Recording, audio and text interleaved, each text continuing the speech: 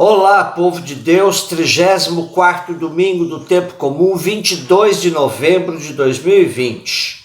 Nosso Senhor Jesus Cristo, Rei do Universo, e celebração do Dia dos Leigos. A nossa reflexão de hoje é a partir de Ezequiel 34, 11, 12, 15, 17, 1 Coríntios 15, 20, 26, 28 e Mateus 25, 31, 46. Ezequiel era um sacerdote profeta que foi levado para o cativeiro da Babilônia do século VI a.C. E lá ele teve que aprender a viver e exercer seu duplo ministério fora do templo. O capítulo 34 de Ezequiel traz a tradição do bom pastor, que atravessa a cultura judaica chegando até os tempos de Jesus de Nazaré. Ele que atribuirá a si mesmo tal cultura afirmando: eu sou o bom pastor. Assim, na festa de hoje, podemos agregar tal tradição e dizer: festa do Cristo Rei Pastor. Esse Rei Pastor, em protesto contra os reis do povo, decide ele mesmo pastorar suas ovelhas. Diz ele: certamente eu próprio cuidarei do meu rebanho e dele me ocuparei. Como o pastor vigia o seu rebanho, quando estiver no meio das ovelhas que andavam dispersas, assim cuidarei das minhas ovelhas e as recolherei de todos os lugares por onde se dispersaram, em dia de nevoeiro e de trevas. Eu apacentarei as minhas ovelhas, eu as levarei a repousar, diz o Senhor. Hei de procurar a que anda dispersa, tratarei a que estiver ferida, darei vigor a que andar enfraquecida, e velarei pela gorda e vigorosa. Hei de apacentá-las com justiça. Hei de fazer justiça entre ovelhas e ovelhas, carneiros e cabritos. Frente a reis que eram chamados de pastores, que não tinham um mínimo de respeito pelo seu povo, que eram corruptos e sanguinários, ouvir essa profecia de que Deus tomará o posto destes reis e ele mesmo cuidará do seu povo, dá para se encher de alegria e de esperança. Dá para cantar o Salmo 22, o Senhor é meu pastor, nada me faltará. 1 Coríntios 15, 20, 26 e 28.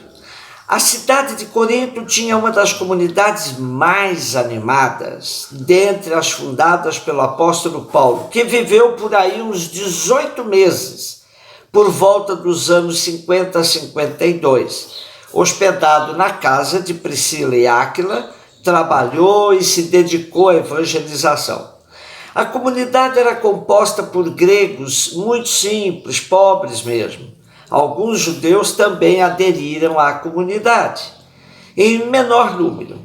Nessa comunidade tão cheia de membros ativos, dotados de inúmeros carismas, muitos pontos da mensagem da Boa Nova Cristã eram motivos de disputas e debates, sobretudo porque havia um choque com a cultura grega. Um destes pontos era a ressurreição, que para Paulo se constituía em questão fundamental da fé cristã.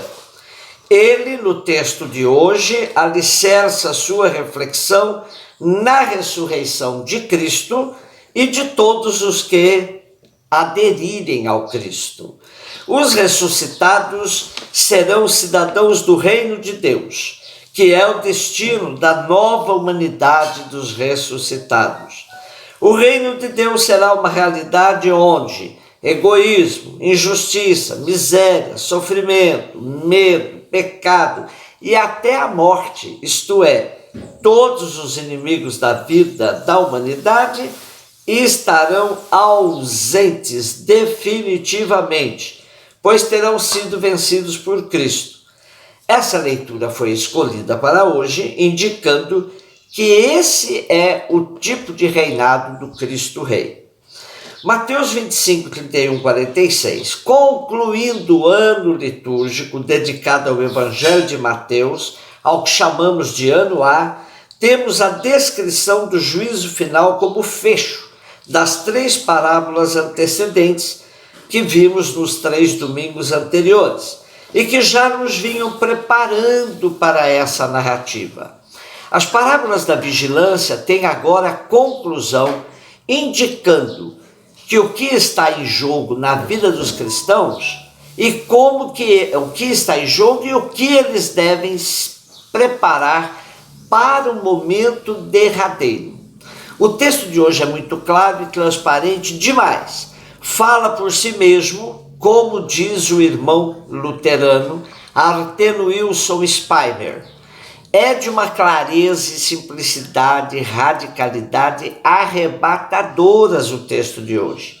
Via de regra, no entanto, já temos uma compreensão pré-definida do texto, que se caracteriza por uma falsa espiritualização que afirma: os pobres na verdade são os espiritualmente pobres. Pela moralização indevida que diz: se os pobres trabalhassem não teriam necessidades.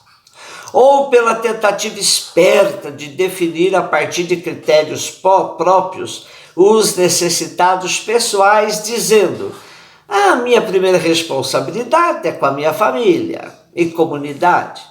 E ainda pela interpretação do cumprimento do catálogo de caridade como caminho para a própria salvação, se escudando como os fariseus: se eu cumprir a lei, Deus me ajudará.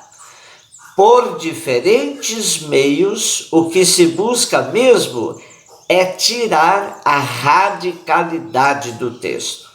É uma tentativa de moldar o texto à nossa personalidade ou caráter, tirando dele sua força profética.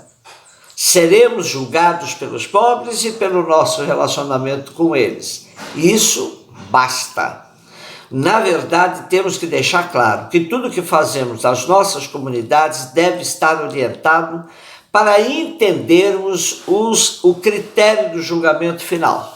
Missas, batizados, crismas, novenas, romarias, terços, rosários, todas as nossas práticas sacramentais, devocionais, de nada servem se não entendermos que seremos julgados por nossas práticas de justiça, de busca do bem comum, de socorro aos pobres.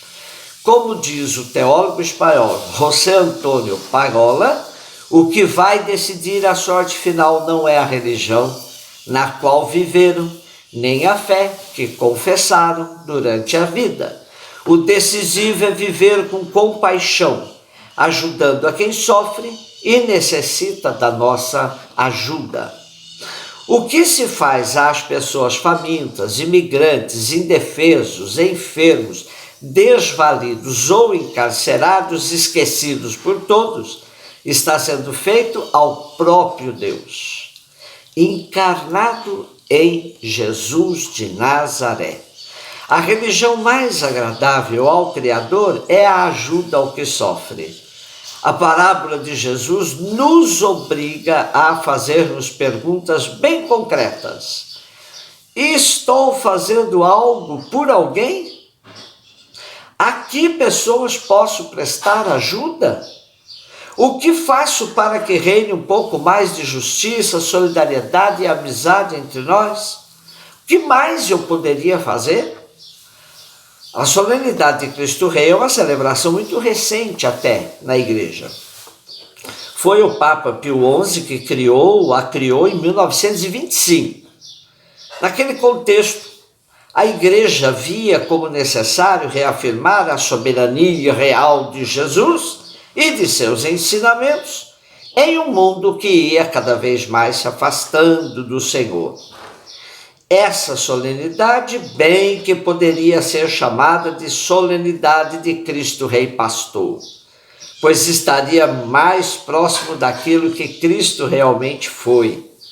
O reinado de Cristo é de tal maneira voltado para as ovelhas dispersas, abatidas, massacradas, que se distancia de tudo que é reinado que conhecemos no mundo civil. O reinado de Cristo se constitui nesse cuidado especial dos pobres. Por isso, somente entra no seu reino quem dos pobres cuidar com carinho e ternura, como Cristo. Não há reinado de Cristo sem a libertação real de todos os pobres das garras desse sistema neoliberal que privilegia somente mercado e lucro, e não a pessoa humana. Um beijo no seu coração e um bom domingo dos leigos e leigas para todos.